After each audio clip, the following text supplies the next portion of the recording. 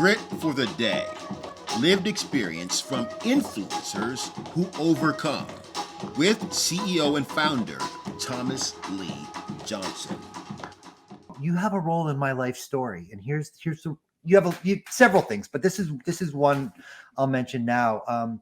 Like in 9th or 10th grade, you called me fat, and you did. I did. Yeah, you did it in a matter of fact way. You were just like, what are you doing, man? You're fat, or something like that. And it was like, I was like, you know what? He's right.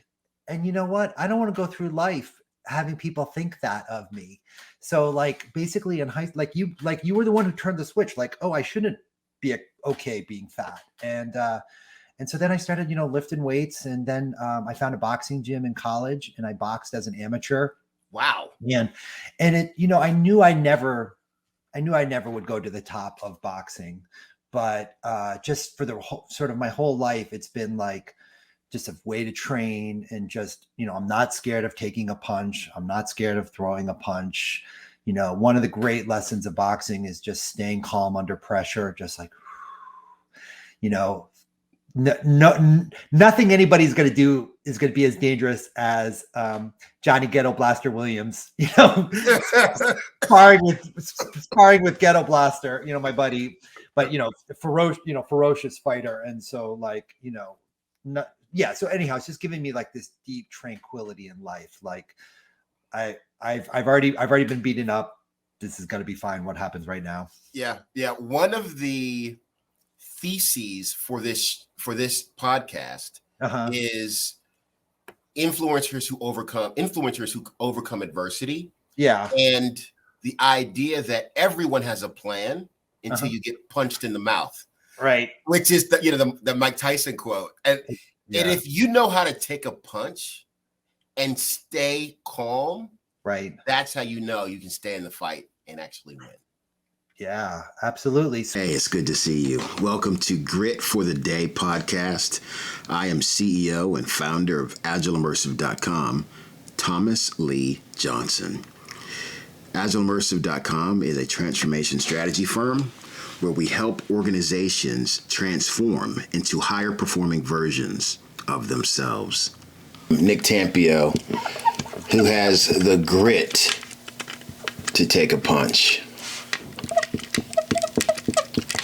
And Nick is really, really good. He even goes so far as to take a boxing class and actually box as an amateur boxer to mimic physical exertion with intellectual exertion.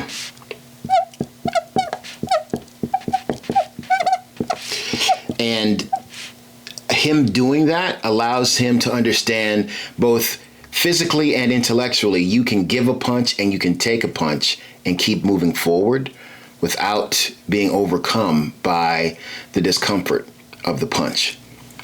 He also embodies the ideas of Shu Ha Ri, which says, learn the rule, be the rule, break the rule. And Nick encourages his students at Fordham University to learn the rules, be the rules, and break the rules intellectually of academic research, writing, and influencing political conversation. He also has intellectual courage to break, to diverge from what is commonly thought. And he has the courage to defend new positions and to think deeply and critically, and to encourage his students to do the same. Nick empowers dissent. This is rare in the 21st century. So much of academic thought is influenced by the norm and normative thinking, normative judgments. The fact that Nick can encourage and empower dissent means that he has a signature of greatness. Reference Doris Kearns Goodwin's writings on Team of Rivals and other historians in that ilk. This is grit to take a punch. with Dr. Nick Tampio. Okay. All right. Yeah. Welcome to Grit for the Day. With us is Nicholas Tampio, a professor of political science at Fordham University. He's the author of 5 books, over a dozen peer-reviewed articles, dozens of articles in newspapers like the Boston Globe, USA Today, and the Washington Post. Welcome, Nicholas Tampio. TJ, it's great to be here. It's great to see you again. Good to see you. All right, Nicholas, I haven't seen you in person in 31 years. So it's been a while.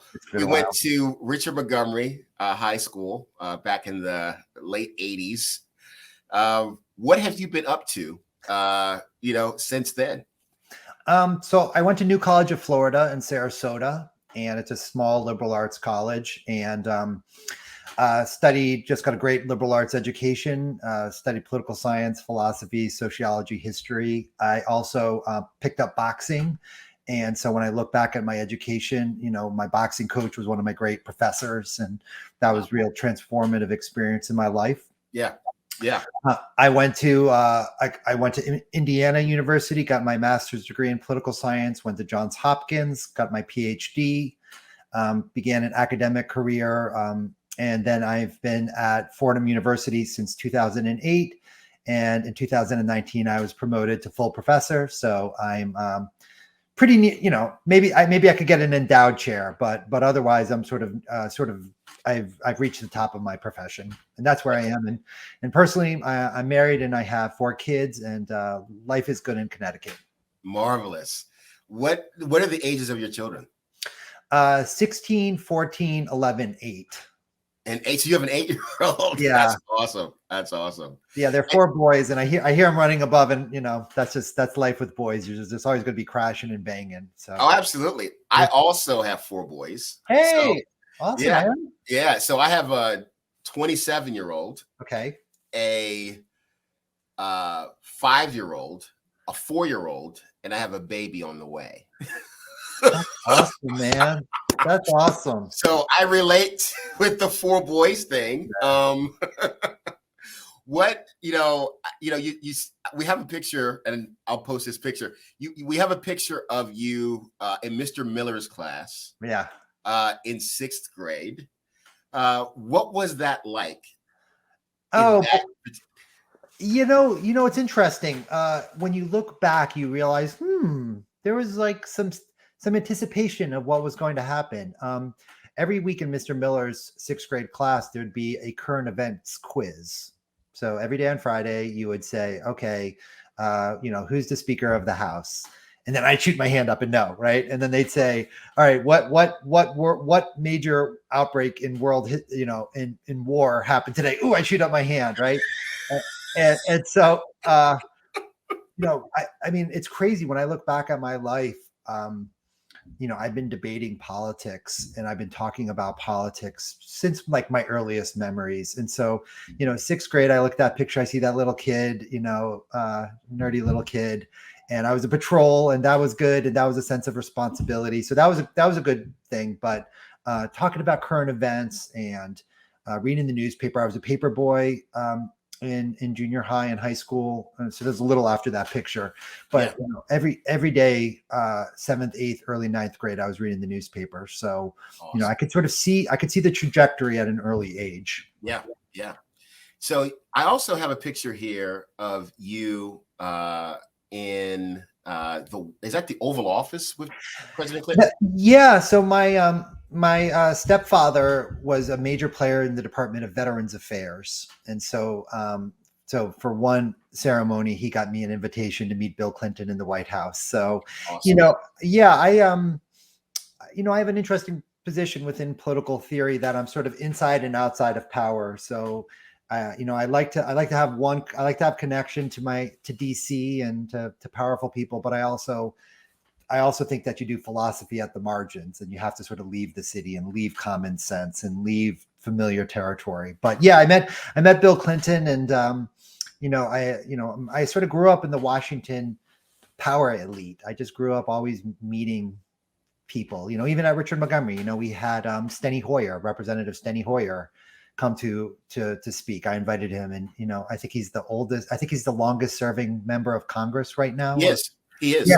So he came to Richard Montgomery based on my invitation. So anyhow, yeah, I feel like from an early age, I sort of known that my job was to talk about politics. It's so funny you bring up Steny Hoyer for two reasons. Steny Hoyer nominated me to the United States Air Force Academy. Hey, that's awesome. And Steny, one of the financiers for Steny Hoyer's Prince George's County campaigns, because a piece of his district runs through Prince George's, is my late uncle, Bill Humphrey.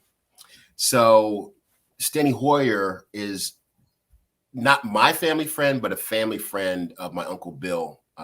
So that's really cool that there's that connection that we share. Yeah. I remember meeting a U.S. senator at your invitation. I believe we went to the museum in its original location when it was that big, beautiful, sprawling building on Constitution. It was it Roslyn? Yeah, right. The USA Today building or near Roslyn. Yeah.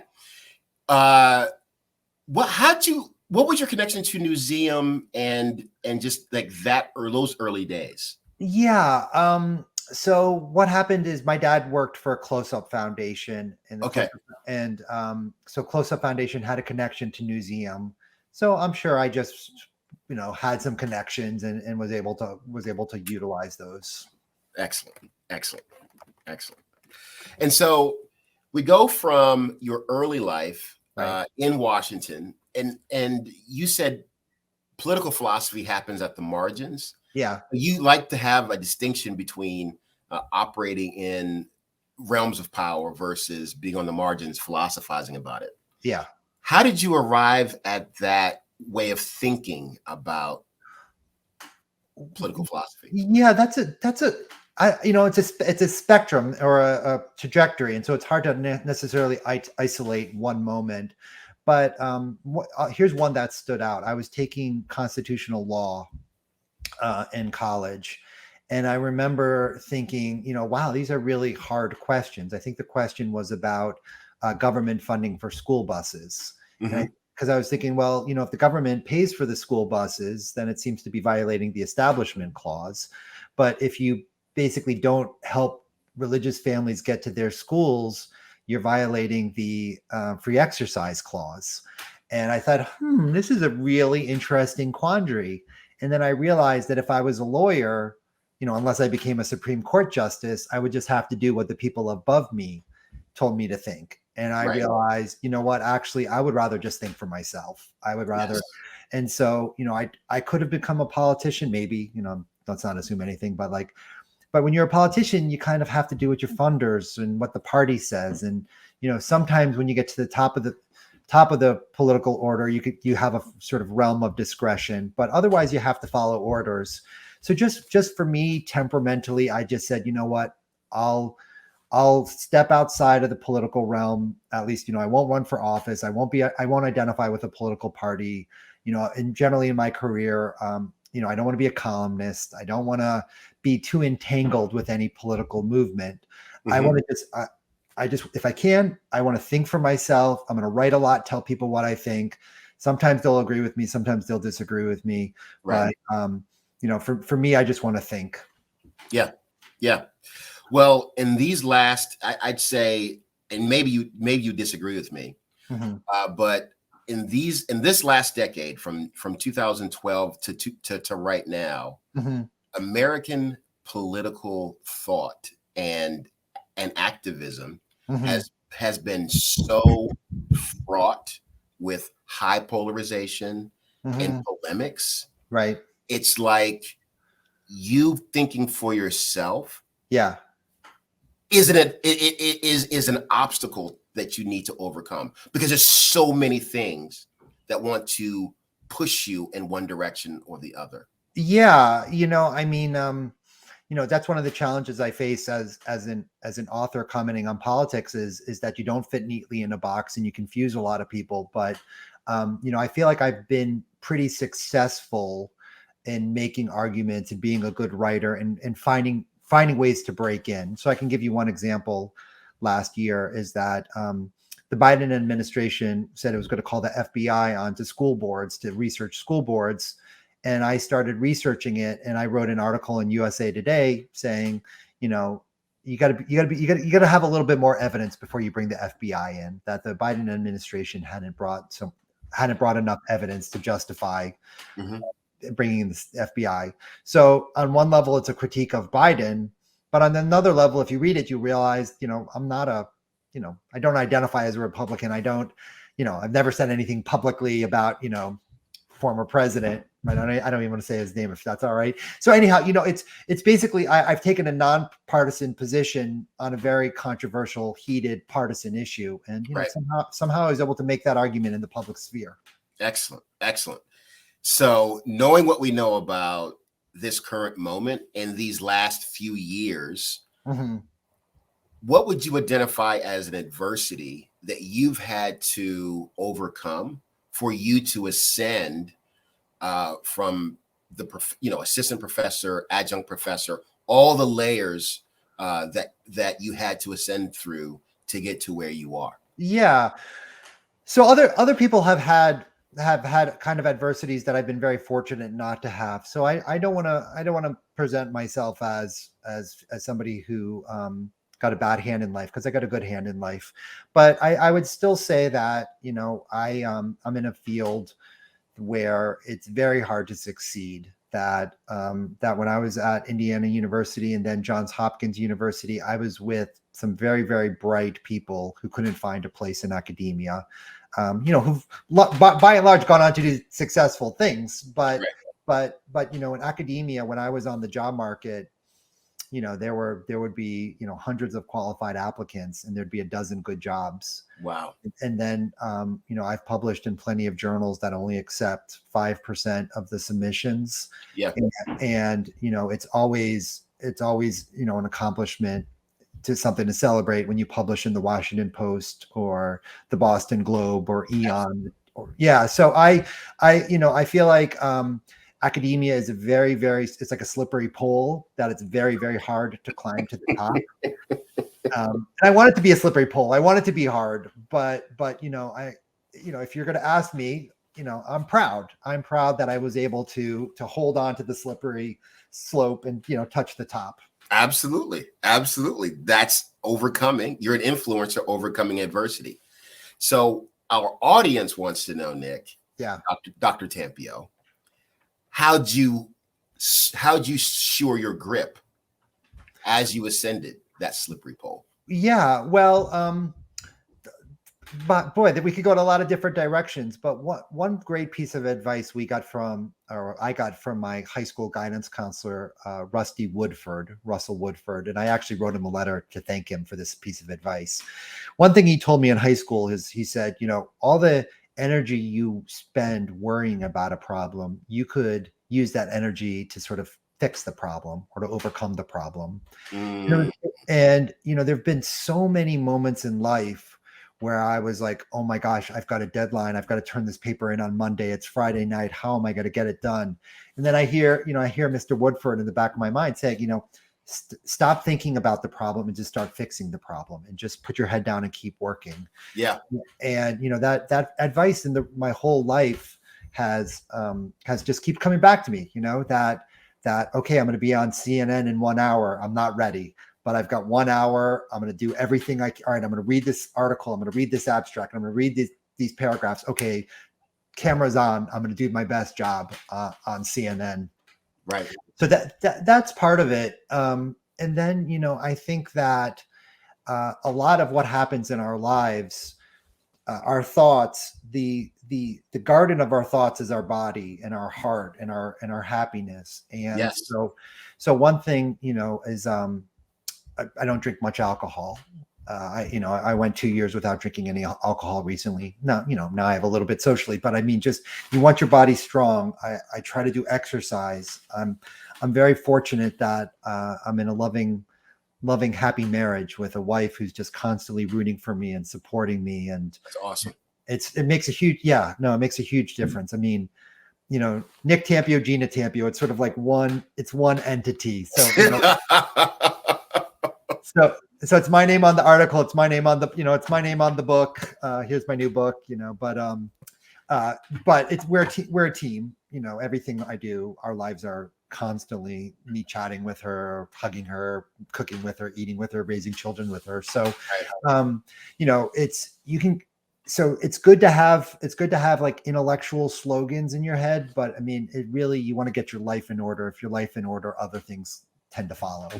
Absolutely. Absolutely. So it seems like you're saying you ascend, you grip that slippery pole with not just focusing thoughts on fixing and solving, but also by having order and love in how you live your life with your wife, with your children. Those are simple, direct lessons that we can all internalize, man. I mean, sometimes isn't it the simplest stuff that really sticks? Yeah. No, here's my controversial thing. Drink water, right? Get sunshine. Find somebody who loves you and you love them back. Yeah, I mean, it's the simple things but they make sense. Get your life in order, and other things will follow. Yeah. I'm reminded when you held up your book, Teaching Political Theory. Yeah. I'm reminded, I don't know why. Remember Mr. Hines, our history teacher? Yeah, sure. To this very day, when I think about studying political economy, political theory, the history of, obviously American history, but also like political history, I constantly, even though I'm reading other books, I constantly think about our time with Mr. Hines because of the passion and the depth of specifics and just the way he taught. Yeah. Was so inspirational. How do you, when you think about your past, what lessons did you take into writing the book, Teaching Political Theory? Well, let me start with Mr. Hines, because I think there's two things I got from Mr. Hines, two lessons I take from him. One, I took his class on the Enlightenment, or do you remember studying any of the Enlightenment with Mr. Hines? Yeah. And so my first book was called Advancing the Enlightenment. And wow. Yeah, and when I was in grad school, when I was a senior in college, I read some work by this German philosopher, Leo Strauss, who was criticizing the Enlightenment. And I said, I've never heard of anybody criticize the Enlightenment. How can you criticize the Enlightenment? The Enlightenment's good. Mr. Hines, right? So my first book was really an attempt to defend the Enlightenment from a criticism of it. But the second thing I took from Mr. Hines is just the seriousness with which he approached his craft. Yes. And when you were in his class, you felt like you were doing something important. That it wasn't just studying for a test. You were actually like doing something, like you were entering the world, like a huge conversation in world history, and that he was bringing you up to speed so that when it was your turn, you'd be able to contribute to that conversation. Wow. And so I've really tried, when you figure out like what are the ingredients in me as a person and as a teacher, so much Mr. Hines, right? I take for granted that students are going to forget 99% of the specifics they learn in my class, maybe 98, right? 97. But the point, you get the point, right? That if I've walked through students, how Kant constructs the categorical imperative in the groundwork for the metaphysics of morals. 10 years after my class, are students going to be able to remember the steps? I don't think so. But what they do remember is, you take ideas seriously. You show that you take ideas seriously, that it's not just a game, that the stakes are important. And I also really try to show that, like, I care about students, and this is something I got from Mr. Hines, but also my grad school mentor, Bill Connolly, is that it's sort of like a lot hangs on what you think, students. Like, what do you think? You need to tell me. And yes, we're doing this in a university, and yes, it's for grades, and yes, I'm getting paid, and yes, you're paid. But listen, like, this is all just a big contrivance for you right now to think about big questions about taxes, about gender, about race, about American history, about, global justice, about democracy, right? So that's what I want to give students, that this stuff matters and what you think matters. Man, that's excellent. I love what you said about the craft of teaching. Mm-hmm.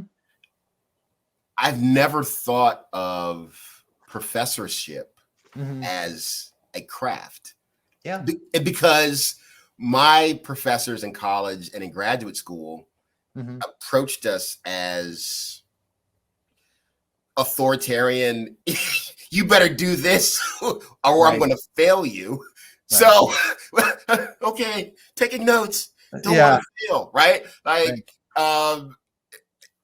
first of all, you just you opened my mind to the idea of, academe as being a craft.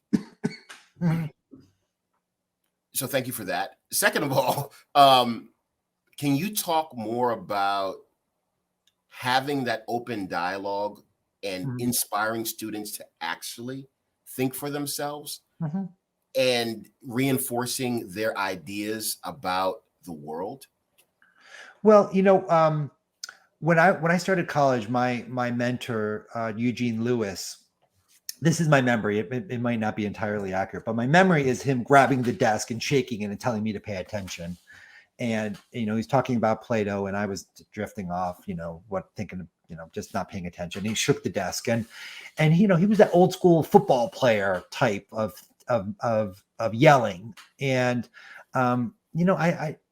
you can't teach that way anymore. You shouldn't be able to teach that way. I don't know if you can coach that way anymore. I'm sure that there are some football coaches who do that, but we're in a different era right now as teachers, and it's good.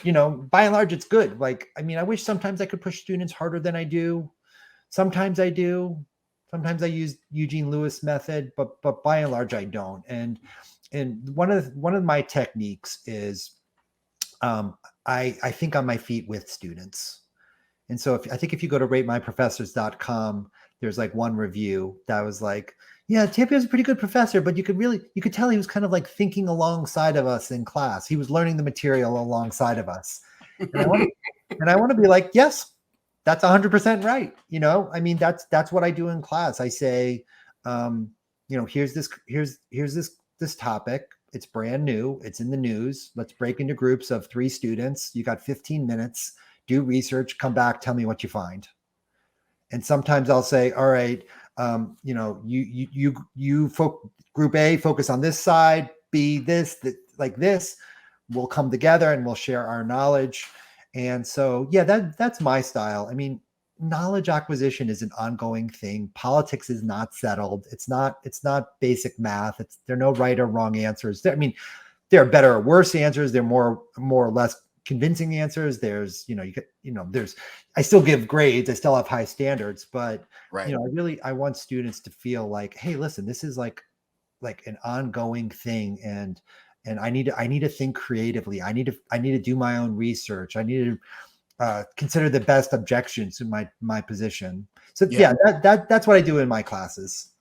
That's excellent. Have you ever had a more senior professor or peer professor push back on your style, push back on your writing, push back on your approach? Well, this is funny. I had a senior professor who's a fantastic scholar, incredible scholar. He studied the presidency, and he was doing a peer evaluation of me teaching a course in American political thought. And if memory serves, I was teaching W.E.B. Du Bois's The Souls of Black Folk. And one of Du Bois's ideas in The Souls of Black Folk is that the African American community should dedicate its resources on the talented 10th. And he's basically saying that, like, the future leaders, let's identify them, let's have them go far, and then they'll pull up the rest of the community. Incredibly controversial idea. He backed away from it near the end of his life, but in 1903, The Souls of Black Folk, he published that. So I taught it to students. I taught it, and then I asked students what they thought, and then they started arguing. And then there was lots of yelling. Like, the class was like getting really, really heated, and Jeff Cohen, great guy, great scholar, he was just looking around like, what is happening here, right? It feels like a barroom brawl's about to break out, and here I am. I'm like, you know what? I've got 35 students who are like, flipping through the text and thinking really hard and searching the internet, trying to find evidence. And I'm like, this is great. They're never going to forget this, or at least not for a while, but like, this is the action, right? Because class is only an hour and 15 minutes. I mean, my goal is I want them thinking after class the rest of their lives. I want them to remember that thrill of excitement. That's much better than me teaching them a few facts about Du Bois. So much better to treat it as a matter of life and death. So awesome. There's a parallel between you and I believe it is Socrates, who was the wrestler, the fighter. Am I right about that? Or is that Plato? No, Plato. Anyhow, make your point. I mean, Socrates was the gadfly. He would go around sort of annoying people and poking holes in their arguments. Right. One of them was a pancratist, like a Greek wrestler kind of fighter.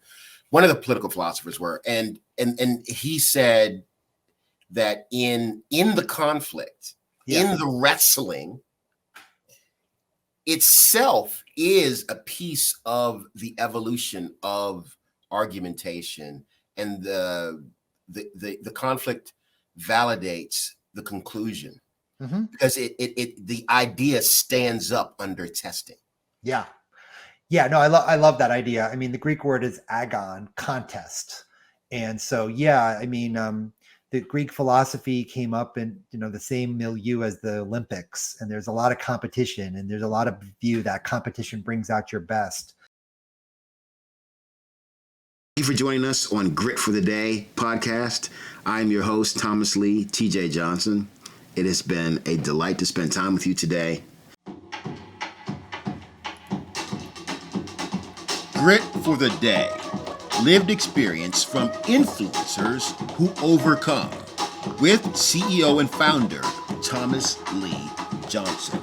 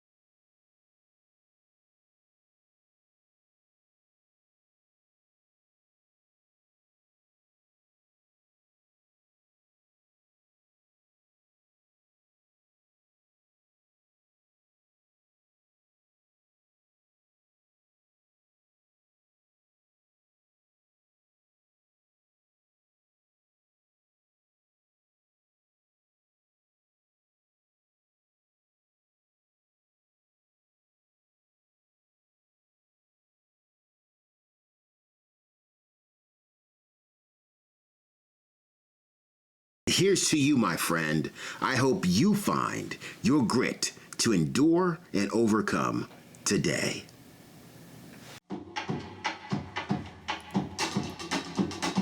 Grit for the Day. Lived experience from influencers who overcome, with CEO and founder Thomas Lee Johnson.